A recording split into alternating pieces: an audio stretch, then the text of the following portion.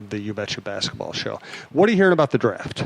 Well, so the Wolves are kind of fully into draft prep mode. They've been bringing guys in left and right for workouts and going out to California, to Chicago for kind of more of the agent-driven workouts that are happening all over the place. I still continue to hear that, rightfully so, they are focused on wing players, 3-and-D guys who can hit threes and play some defense. Assuming they keep the pick, if they still could absolutely look at trading the pick as part of a package to bring a veteran in. But if they keep the pick, staying with the wing player, 3-and-D guys, names that you hear that come up, Kevin Herter from Maryland, Chandler Hutchison from Boise State. There's a bunch of these guys, Jacob Evans. There's just luckily for them, sort of in that 20 to 30 range, there are guys that can be used, guys that can fit some of the needs that they have in that spot. So there's going to be some talent there. There's going to be some players that are available that can kind of fit into that wing area that they really, really need. So we'll have to see who they eventually bring in. But they brought in Grayson Allen this week, as again another name that Wolves fans will know and maybe be a little bit nervous about. But yeah, these Duke players with attitude problems always work out really well in Minneapolis. That's right, and especially white Duke players. Yeah, loser. Yeah. You remember the Steve Ashburn Leitner story, one of the great stories in Timberwolves history. All-timer. Leitner pointing at all the lockers around him, saying "loser, loser, loser, loser," and then pointing at himself and saying "winner." Winner. Outstanding. So so they're going to look at that at those guys and more. Dante DiVincenzo from Villanova is another intriguing prospect that could give them a little bit of what they need. And so if they do not swing a deal, you always say take the best player available, but you have to take the best wing available. There's no question about it. They just desperately need some depth there. Even if someone isn't ready to play 35 minutes a night right away, you got to take someone in there, develop him, kind of get him going, and try and have him ready for a couple of years from now when the salary cap crunch really even squeezes harder on your roster. Let's get to the LeBron intrigue, because we're going to have weekly rumor updates, and I don't like going too deep into pure rumor, but LeBron's he's just always fascinating. There's always an angle. So let's get to that after we thank Tony Hoaglund, Hoaglund, your State Farm agent in Champlin. As I've said on other shows, I had dinner with Tony the other night. He's about as down to earth as anybody to deal with. He's also very responsive. You can use the State Farm app, which is really convenient. You can call the office. They are very responsive, and Tony himself is always available to help you out. Check out Tony Hoaglund, Hoaglund.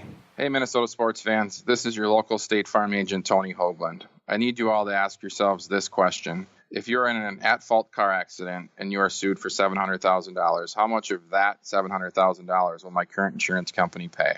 If you are unsure or can't answer all $700,000, you need to give us a call. State Farm has been number one in car insurance since World War II and number one in homeowners insurance since 1964. For a no-obligation review of your current policies, call us at 763-421-4900 or check out our website at www.champlininsurance.com. So the latest rumor is LeBron doesn't like Houston. I would just say that it means LeBron has good taste.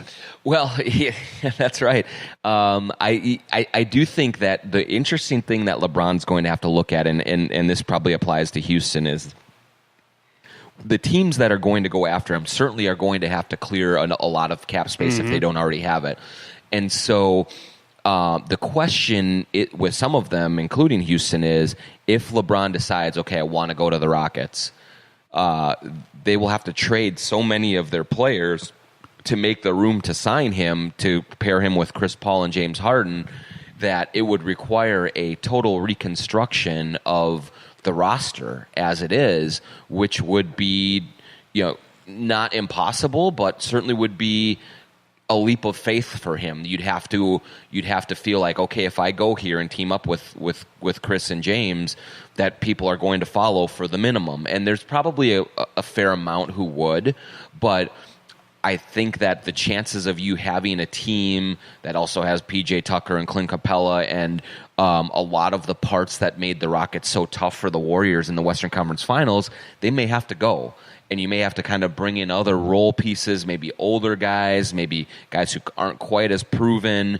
And so then are you even all that much better off, especially when you're in the West and you want to go to the finals? So I think, a lot of people around the league are really pointing to the Lakers and saying, hey, here's a team that has both cap space and the ability to create some more room by trading a couple of their young assets to bring in a Paul George, bring in someone else to help as well, that they wouldn't have to totally and completely blow it up to start over with LeBron. My personal hope is that he stays in the East. And whether it's Philly or whether Boston figures out a way to do it or another team, you find a spot there that still has the fairly easy path to the finals, but that you can maybe upgrade the talent around you to give you a little bit of better chance against the Warriors or the Rockets, whoever it goes to. So it is going to be intriguing. There really, you do talk to people around the league. Nobody knows.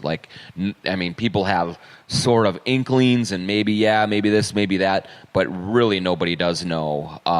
And because I don't think LeBron really knows yet, and so that is going to be the thing that is on pins and needles all the way through free agency. And one point that I think is interesting that I saw somebody bring up was that a lot of times when LeBron has been in free agency, he has taken his time. It's been a week or two before he makes his announcement and decision, and then they go at it. But I think that especially if he chooses to move out of Cleveland, we could see a quicker decision this time because he would want to give whatever team he's going to the best chance to go get other guys before they get snatched up. And so the hope, I know the hope around the league is that a decision does come fairly early after July 1 so that everyone is not kind of held hostage by this and you can kind of get on with the business of doing whatever you need to do. Let's wrap this up with a couple of Twitter questions. Cody B just asked a question that you basically just answered. Ryan Rand asked, with Memphis rumored to be shopping pick 4 with the Parsons contract, do you think the Wolves would consider offering them Wiggins if Luka Doncic, is it Doncic? Doncic, thank you, is still available? It's certainly an intriguing idea. I mean, Parsons, the only problem is that basically, you would be taking on Parsons' contract to get Luka Doncic, who very well could be there and is an incredibly highly thought of wing European prospect. But when you do that, you are probably saying there's a good chance we're taking a step back next season. That we're getting a little younger again. We're kind of retooling and swapping out what's going to be a fifth-year pro for a rookie, and we're going to go with that. And it just doesn't. Yeah, that's not it. I mean, Tibbs and Glenn Taylor and the Timberwolves in general, they want to plow forward here. Jimmy Butler wants to plow forward here, and so that's why I would think that the chances of that happening are fairly slim. I guess never say never, but I think that the Wolves are going to try to make moves, whether it's with Wiggins or with their 20th pick or whoever else, to do what they think they can do to become better and ready to contend and compete this year coming up, not 2 or 3 years from now. From Jeff German, would Tibbs ever trade Butler if he knew he wouldn't re-sign with the Wolves? I don't think Tibbs would. I think that Jimmy is too important to what Tibbs does, and so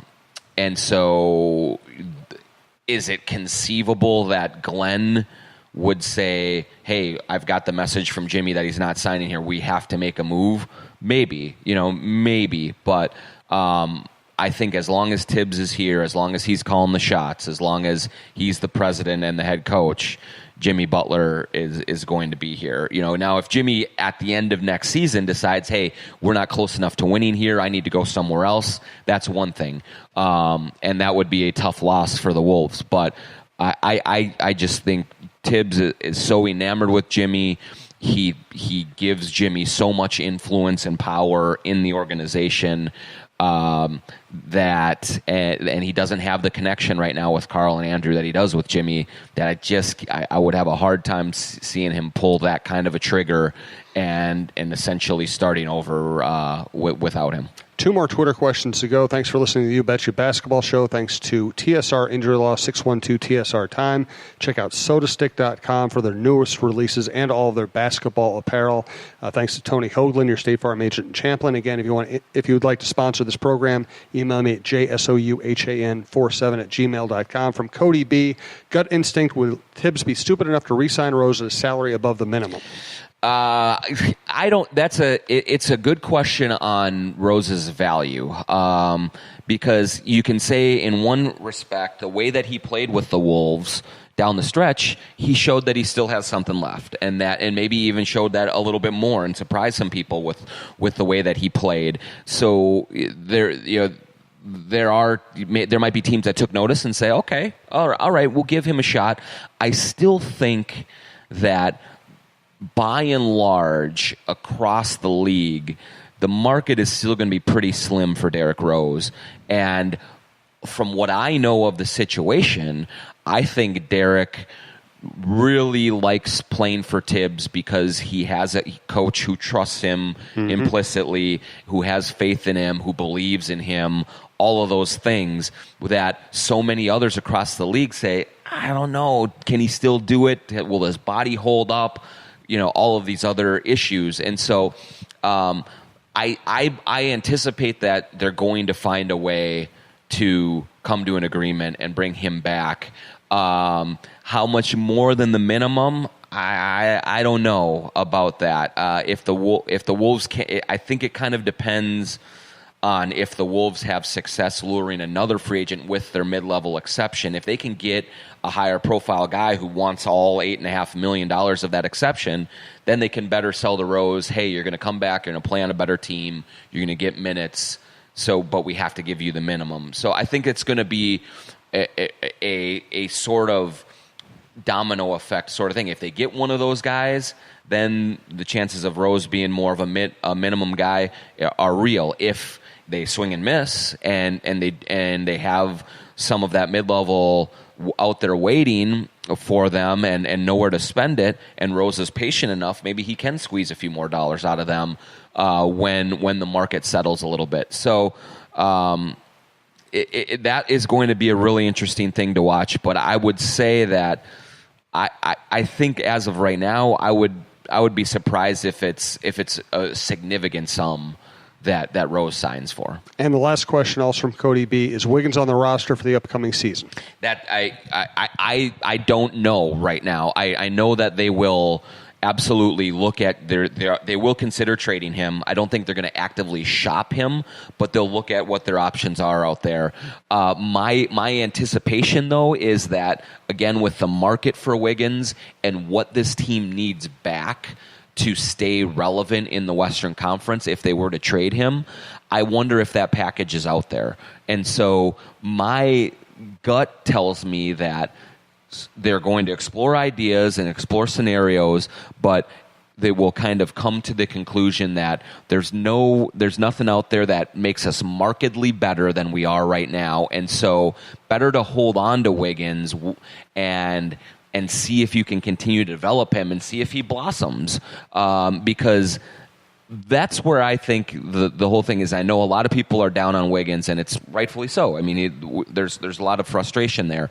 But I think that the Wolves' best chance of kind of vaulting from fringe playoff team into team that's going to scare the Warriors and the Rockets is if Wiggins puts it all together and develops internally and gets it that way. Now, how realistic is that?